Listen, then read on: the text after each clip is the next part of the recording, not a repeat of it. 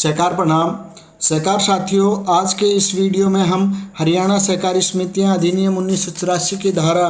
30 की चर्चा करेंगे। सहकार साथियों, जैसा कि हमने अपने पहले वीडियो में सहकारी समिति की प्रबंधक कमेटी के सदस्यों के चुनाव हरियाणा सहकारी समितियां अधिनियम की धारा 28 की जानकारी दी गई थी। प्राय यह देखने में आता है कि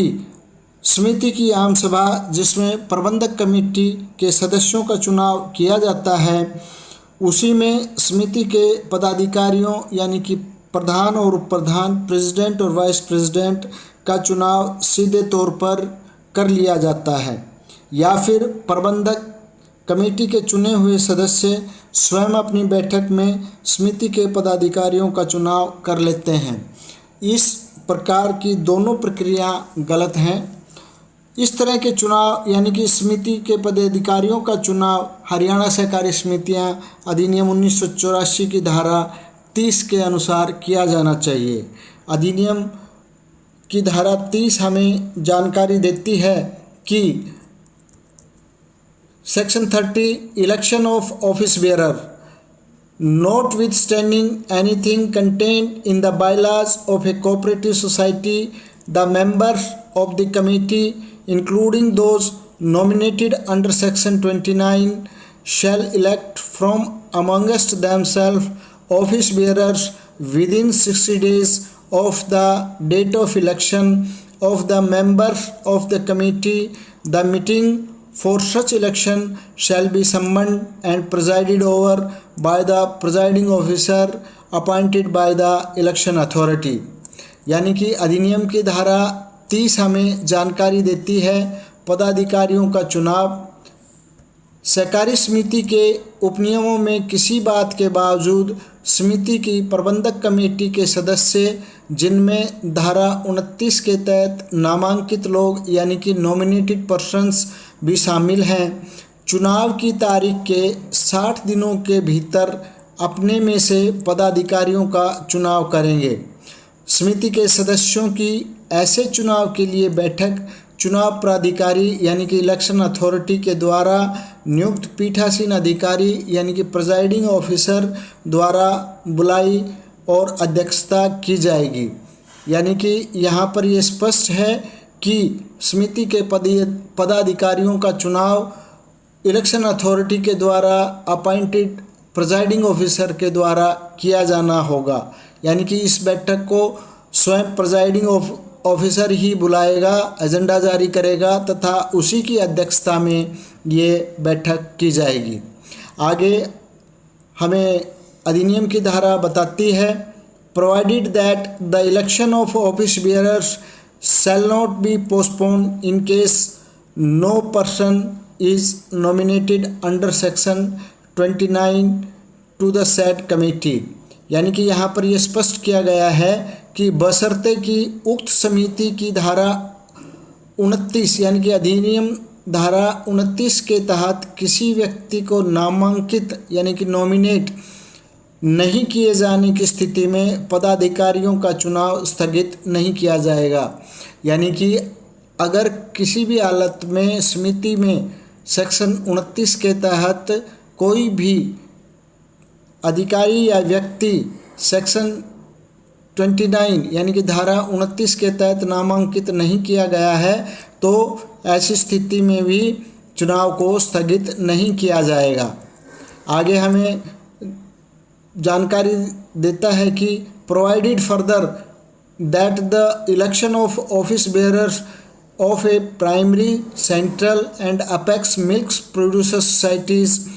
shall be conducted in accordance with their bylaws. यानी कि बशर्ते कि प्राथमिक, केंद्रीय और शीर्ष दूध उत्पादन समितियों के पदाधिकारियों का चुनाव उनके उपनियमों अनुसार किया जाएगा। यानी कि इस धारा के तहत दुग्ध समितियां जो कि प्राथमिक, केंद्रीय और शीर्ष दुग्ध समितियां हैं, दुग्ध उत्पादक समितियां, मिल्क प्रोड्यूसर सोसाइटीज़ हैं, उनके पदाधिकारियों को चुनाव इस धारा के तहत नहीं करवाया जाएगा। उनके पदाधिकारियों का चुनाव उनके उपनियमों के अनुसार करवाया जाएगा। आगे अधिनियम की धारा हमें जानकारी देती है कि provided further that where the government have subscribe to the share capital of an apex cooperative society और cooperative sugar mill to the extent of 10 lakhs rupees or more than the government may, notwithstanding anything contained in the bylaws of the society, appoint one of the members nominated under section 29 as chairman of the committee of such society। यहाँ पर अधिनियम की इस धारा में ये स्पष्ट कर दिया गया है कि बशर्ते कि जहाँ सरकार ने किसी शीर्ष सहकारी समिति यानी कि अपेक्स कोऑपरेटिव सोसाइटी, जिस तरह शुगर मिल्स हैं और दूसरा हमारा हैफेड है, दूसरी जो हरको बैंक है, इस तरह की जो शीर्ष संस्थाएं हैं, या सहकारी चीनी मिल की शेयर पूंजी में 10 लाख रुपए या उससे अधिक की सीमा तक सदस्यता ली हो, यानी कि गवर्नमेंट में उनमें कम से कम 10 लाख रुपए शेयर कैपिटल अदा किया गया हो, तो सरकार समिति के नियमों की किसी भी बात के बावजूद धारा 29 के तहत नामांकित सदस्य को, यानी कि सरकार जो है किसी भी उपनियम में कोई भी बात होते हुए भी धारा 29 के तहत जो नामांकित सदस्य हैं, नॉमिनेटेड मेंबर हैं, उनमें से किसी एक को ऐसी सोसाइटी की समिति का अध्यक्ष नियुक्त करेंगे। यानी कि यहाँ पर समिति के अध्यक्ष का चुनाव सेक्शन 30 के अनुसार नहीं होगा, धारा 30 के अनुसार नहीं होगा। उसमें जो नामांकित व्यक्ति है सरकार का, उसी को ही अध्यक्ष नियुक्त कर दिया जाएगा।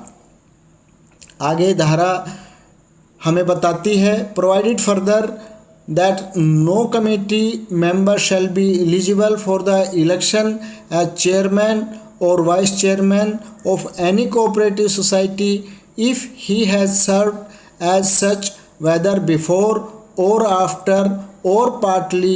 before and partly after the commencement of this act for a continuous period of 10 years unless a period of not less than 5 years has expired since he last so served। यानी कि यहाँ पर स्पष्ट किया गया है, बशर्ते कि किसी भी समिति सदस्य किसी भी सहकारी समिति के अध्यक्ष या उपाध्यक्ष यानी कि president, vice president, chairman, vice chairman के रूप में चुनाव के लिए पात्र नहीं होगा यदि उसने इस अधिनियम के प्रारंभ होने से पहले या बाद में या आंशिक रूप से पहले और आंशिक रूप से बाद में लगातार अवधि तक सेवा की हुई है। 10 वर्ष की अवधि तक उसने अगर लगातार सेवा कर ली गई है, तो जब तक कि उसकी पिछली सेवा के बाद 5 वर्ष से कम की अवधि समाप्त न हो गई हो, तो वह प्रेसिडेंट और वाइस प्रेसिडेंट यानी चेयरमैन, वाइस चेयरमैन का चुनाव नहीं कंटेस्ट कर सकता या चुनाव के लिए पात्र नहीं होगा। यानी कहने का अभिप्राय यह है, यदि किसी समिति सदस्य ने लगातार 10 साल तक प्रधान या उप प्रधान के तौर पर किसी भी सहकारी समिति में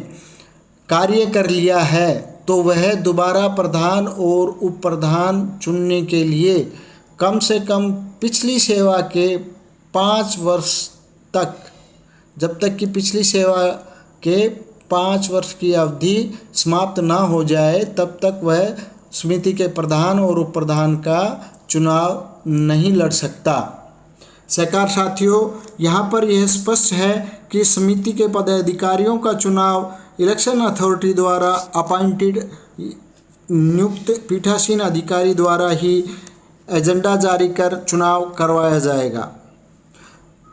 जैसा कि हमने पहले बताया, प्राय देखने में आता है कि समिति प्रबंधक कमेटी या तो चुनाव की आम सभा में ही प्रधान और उप प्रधान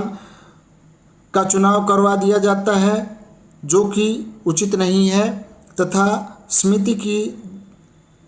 जो है बायलाज और अधिनियम की धारा 30 की अवहेलना है। यहाँ पर हम एक और बात स्पष्ट करना आवश्यक समझते हैं कि समिति पदाधिकारियों का चुनाव केवल प्रधान और उप प्रधान यानी प्रेसिडेंट और वाइस प्रेसिडेंट, चेयरमैन और वाइस चेयरमैन का ही चुनाव नियुक्त प्रिजाइडिंग ऑफिसर यानी पीठासीन अधिकारी द्वारा किया जाना होता है। इसके अतिरिक्त जो दूसरे पदाधिकारी हैं जैसे कि खजांची यानी ट्रेजरर, सचिव, सेक्रेटरी, कस्टोडियन ऑफ रिकॉर्ड्स की नियुक्ति समिति की प्रबंधक कमेटी सदस्य ही अपनी बैठक में करेंगे। यानी कि इन पदाधिकारियों की नियुक्ति समिति के प्रबंधक कमेटी सदस्य अपनी बैठक में कर सकते हैं। यहाँ एक चीज़ और स्पष्ट करना चाहेंगे कि अधिनियम के अनुसार प्रधान और उप प्रधान यानी chairman, vice chairman, president, vice president का चुनाव किया जाता है और ये दूसरे जो पदाधिकारी हैं जैसे ट्रेजरर, खजांची, कस्टोडियन ऑफ रिकॉर्ड्स, ये लोग नियुक्त किए जाते हैं। तो ये बेसिक फ़र्क है इसमें। यदि प्रधान या उप प्रधान किसी भी कारणवश अपने पद से त्याग पत्र देते हैं तो प्रबंधक कमेटी द्वारा स्वीकार कर लिया जाता है। तो ऐसी प्रत्येक दशा में समिति केवल प्रधान और उप प्रधान का चुनाव प्रत्येक बार इलेक्शन अथॉरिटी द्वारा नियुक्त पीठासीन अधिकारी द्वारा ही करवाया जाएगा। यदि किसी प्रबंधक कमेटी के प्रधान या उप प्रधान, chairman, vice chairman, president, vice president किसी भी कारणवश अपने पद से यानी प्रधान पद से या उप प्रधान पद से त्याग पत्र देते हैं तो ऐसी दशा में जब अगला प्रधान या उप प्रधान चुना जाना है तो वह सेक्शन 30 यानी कि धारा 30 के अनुसार इलेक्शन अथॉरिटी द्वारा नियुक्त प्रिजाइडिंग ऑफिसर पीठासीन अधिकारी द्वारा ही प्रत्येक बार करवाया जाएगा। आगे हम नो